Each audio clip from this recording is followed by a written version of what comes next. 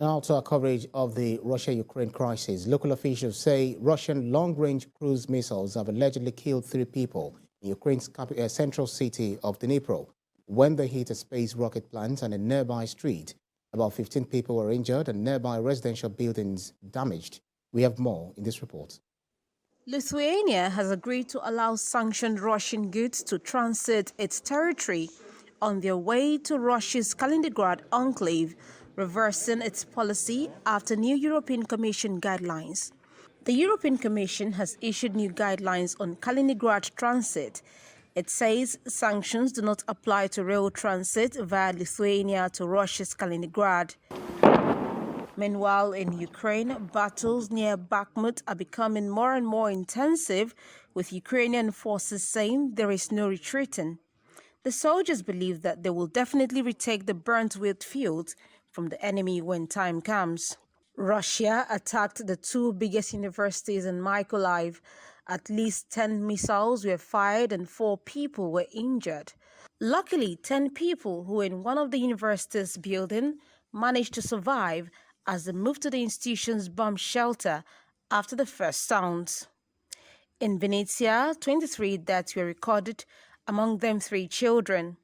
A boy was at the medical center and died with his mom. Another boy was waiting in the car for his uncle, who is now hospitalized.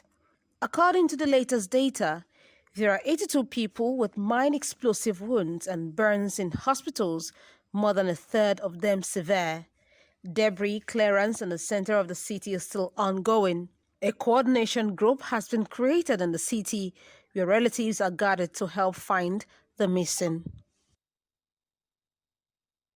Let's talk this through by speaking with a global affairs analyst who is joining me from Poland, Joshua Onjewere. Thank you so much for joining us on World Now. It's been more than 140 days since Russia invaded Ukraine, and this has received global condemnations by some world leaders, except China and the likes of it, describing it as a special operation. So, how much damage do you think this has caused for Ukrainians? Thank you very much for having me. Well, according to Pentagon, they estimate that in the past 2 weeks, that up to 150 civilians have died due to the Russian air attacks, including the strike on Vinnytsia.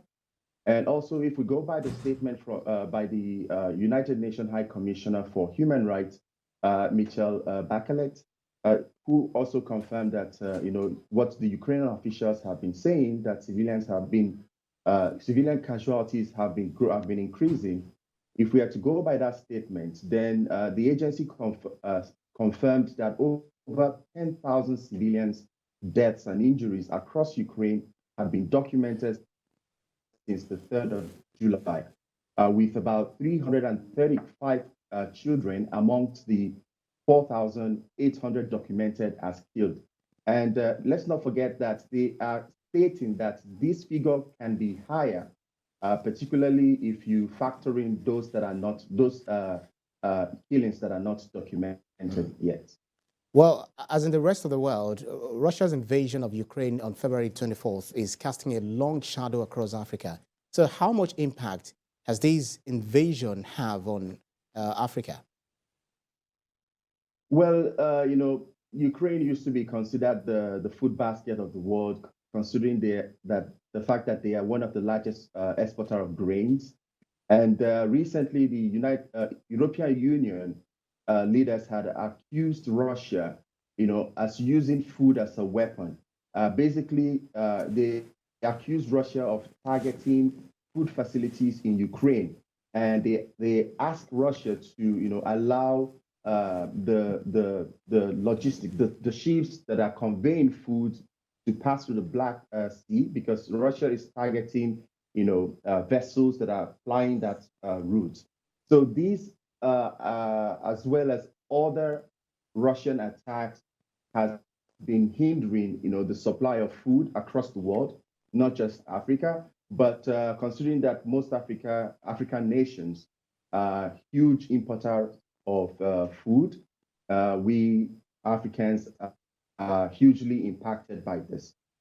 Absolutely. Even Nigeria is not left behind because of the prices of wheat and the byproduct that comes out of it. But let's talk about war crimes. What other allegations of war crimes have there been in Ukraine? Well, mostly the war crimes accusations are coming from the Russian use of weapons, certain weapons that the Russian military are using. Especially the ones that that has this microwave effect, where when the weapon is dropped, it heats up the environment and sucks up the air in the environment. These are part of the accusations, early accusations that have been levied against Russia, which the Russian military in turn are saying that Ukraine is also using deadly weapons. So it's a back and forth scenario where both nations are accusing each other of using deadly weapons.